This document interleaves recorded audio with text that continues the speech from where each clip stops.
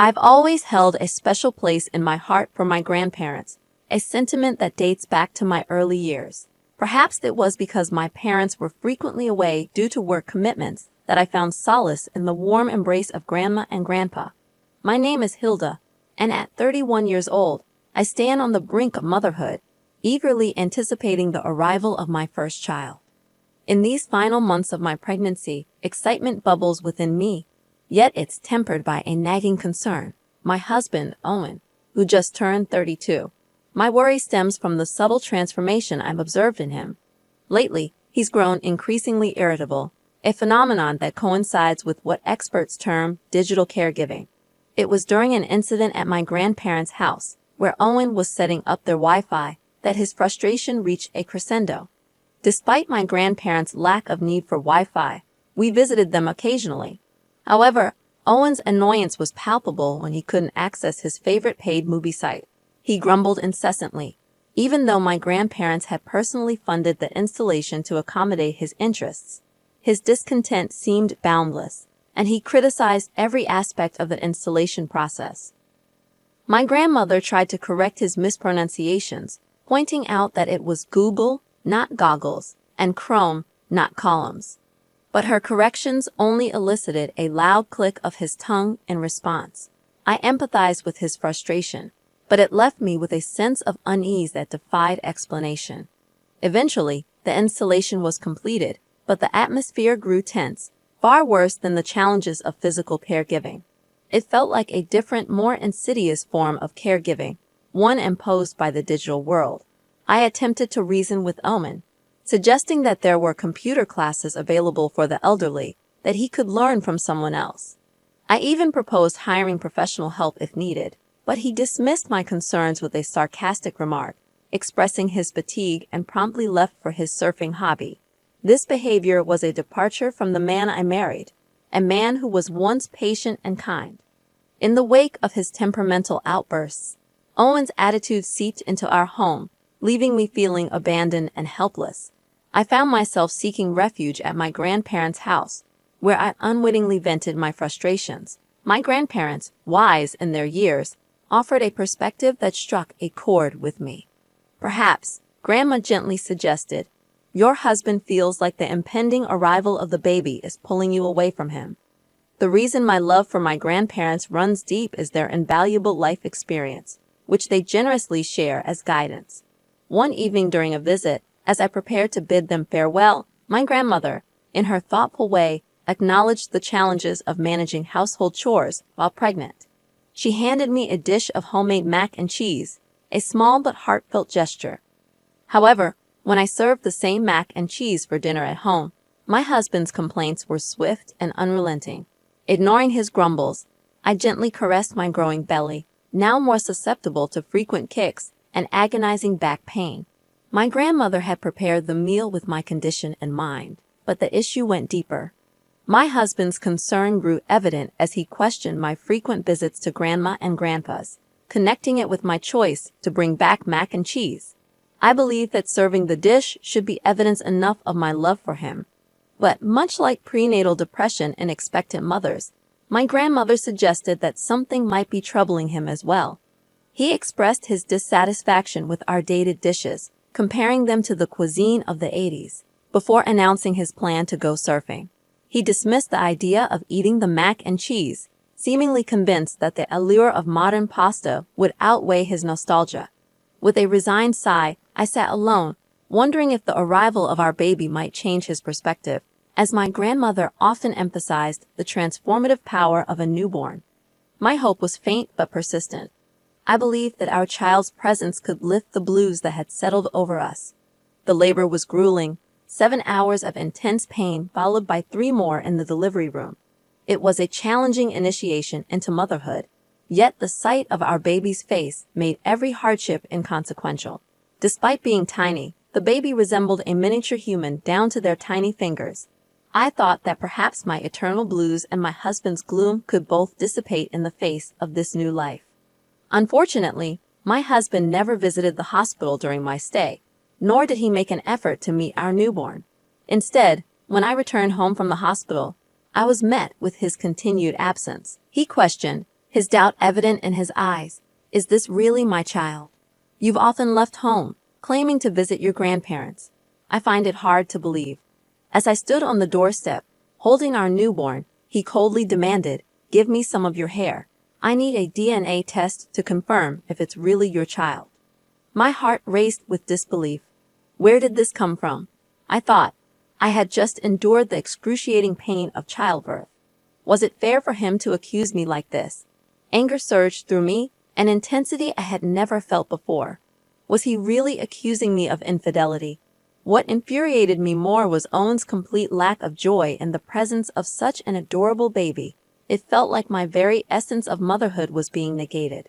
The next day, pushed beyond my limits, I poured out my grievances to my grandparents, who had come to check on the baby.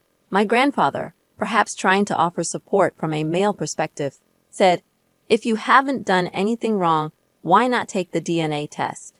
Women can hold their heads high if they are innocent, but sometimes men need evidence to believe. Sharing objective facts is important.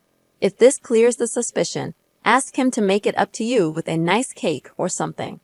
His words did offer a measure of solace, so I decided to submit my hair for the DNA test. I hadn't done anything wrong, and if this resolved things amicably, so be it. I convinced myself of my innocence. However, a week later, Owen slammed a paper with the test results in front of me, his face triumphant. "The test result is here. It's not my child. What's the meaning of this?" he declared, pointing at the paper that confirmed the absence of any genetic match with him. I stared at the paper in utter shock. "This is evidence of adultery," he stated, his voice laced with accusation. I was dumbfounded, with no memory of such an event. Clutching the damning evidence, I went to my grandparents' house, where tears flowed freely in their comforting embrace. After a brief silence, my grandfather spoke gently. "Hilda, you used to come to our house when you were in trouble, didn't you? It's okay. Leave the rest to me." He patted my shoulder with his wrinkled yet reassuring hand and then tenderly stroked my hair. The baby's soft fontanelle, yet to close, felt delicate beneath my touch. From my childhood, my grandfather had always reassured me, saying, "It's okay," and he continued to do so today. Large, heavy tears spilled down my cheeks as I whispered, "Thank you, Grandpa." A few days later, my grandfather made a significant move. He called Owen, summoning us all to their home for a weekend discussion, a discussion inevitably leading toward divorce. Owen arrived, his arrogance evident as he looked down at me, deliberately placing the DNA test results he had shown me earlier onto a table. While my parents were aware of the impending discussion, only the four of us, my grandparents, Owen, and I, were present, per my grandfather's decision. "For now, leave it to me," he had said. As we gathered in the living room of my grandparents' house, my grandfather began the conversation. He distributed copies of the DNA test results, irrefutable proof that there was no blood relation between Owen and the baby. Everyone examined the paper, and my grandfather proudly stated, "This is from Adams Clinic, as written here. There's no denying it." Owen, clearly baffled, asked about the appraisal. "What appraisal?" he questioned, his confusion evident. With an ominous chuckle, my grandfather placed some similar-looking hair on top of a copy of the appraisal result that Owen had prepared. "This is a genuine document from Adams Hospital where the DNA test results are recorded," my grandfather explained. "I had a test done to check the relationship between Grandma and her daughter. In other words, between Hilda's mother and her." I blinked in confusion, struggling to comprehend the situation. "Why?" I stammered, trying to make sense of it all. "Take a good look, Hilda," my grandfather grinned. Compare this DNA report with the one he brought. The format, the style of the document, completely different. Beads of sweat formed on Owen's forehead as my grandfather continued. He recounted how, feeling slighted by Owen's suggestion that I attend computer classes for the elderly, he had indeed attended one. There, he had met a doctor from Adams Hospital. The doctor's familiarity with an appraiser led to an unexpected turn of events. When I saw the appraisal result that Hilda brought, I wondered why it was done at Adams Hospital instead of the Harris Maternity Clinic, where Hilda gave birth, my grandfather explained. I assumed that if it was the maternity clinic, they would have conducted the test using Hilda's saliva. Truth is stranger than fiction. Up to this point, the grandfather's eyes had been filled with disbelief. When I asked the doctor at Adams Hospital, he continued, he confirmed that your granddaughter hadn't taken any tests here. After further discussions, he suggested that showing you our official document would expose the lie clearly. Owen began to tremble. This is forgery of private documents, the furious doctor at Adams Hospital had declared. You should prepare for serious repercussions. I'm sorry, Owen finally admitted, tears streaming down his face. It was reckless. I never thought I'd get caught. What do you mean, never thought?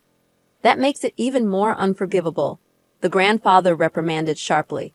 I have no intention of forgiving you.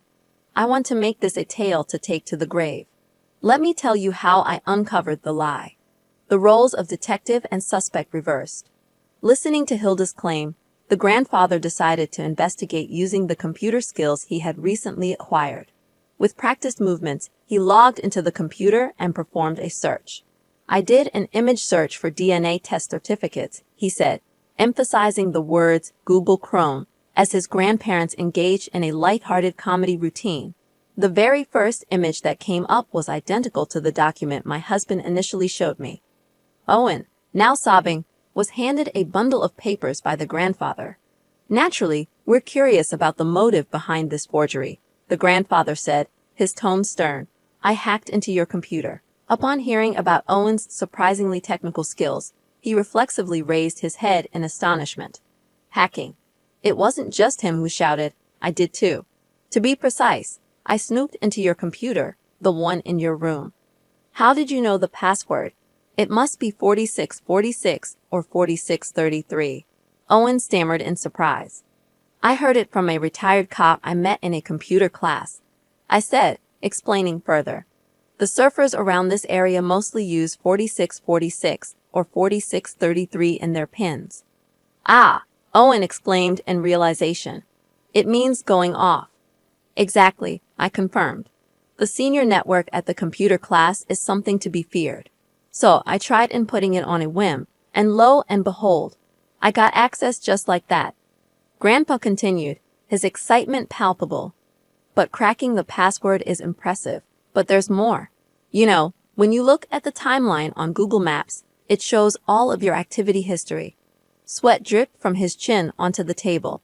The ink on the fake DNA test report is smudging, so I investigated. And just so you know, this wasn't taught in class. I found this method by searching tirelessly to protect my precious grandchild. I searched for all the days when Hilda came to vent and the days you went surfing. I was shocked. All the destinations were shady motels. Here's the printed proof, Grandpa declared, slamming a stack of papers onto the table. But this alone won't. No, this is more than enough, don't you think? Ready to confess. Owen hesitated, but before he could respond, Grandpa ignored him and brought over a tablet. I borrowed all the data saved on your computer. Allowing messages to be viewed on the computer backfired on you. Flirting with this woman called Melly, I've transferred all that data onto this tablet. Grandpa opened the tablet screen, revealing a flood of evidence of Owen's infidelity, including messages like, Hotel Lagoon was nice, and I really want us to be a real couple soon. Winky face. Owen couldn't say a word anymore. It was you who told me to go to the computer class, wasn't it? Grandpa delivered the final blow, his voice firm with disappointment. How dare you neglect your heavily pregnant wife at such a delicate time?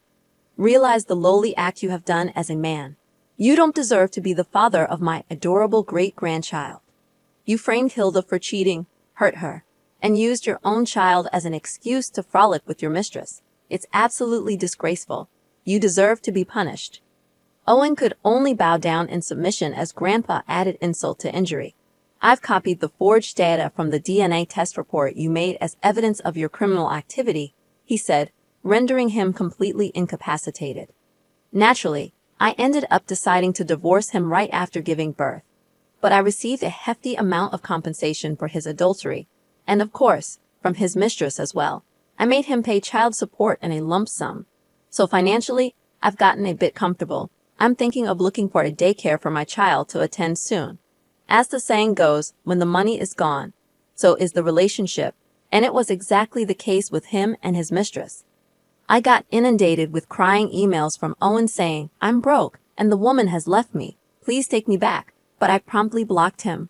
More importantly, he's being sued by Adam's Clinic for forging private documents. There's no way I could reconcile with such a person. Meanwhile, my child has been lovingly welcomed by my grandparents. Recently, they've started to chuckle at the sound of the bell when hitting a stuffed roly-poly toy with their fist. Children grow up fast. Looks just like Grandma, doesn't she? She's going to be a beauty, Grandpa says. No way, she's going to be much more beautiful than me. Grandma laughs too. Let's take pictures and make a photo movie. A baby's face changes every day. Grandpa, in a good mood, heads to his beloved computer. Thank you, Grandpa, Grandma. I really love you both. Thank you for watching the video all the way to the end. If you resonated with the content, please leave a positive rating and a comment.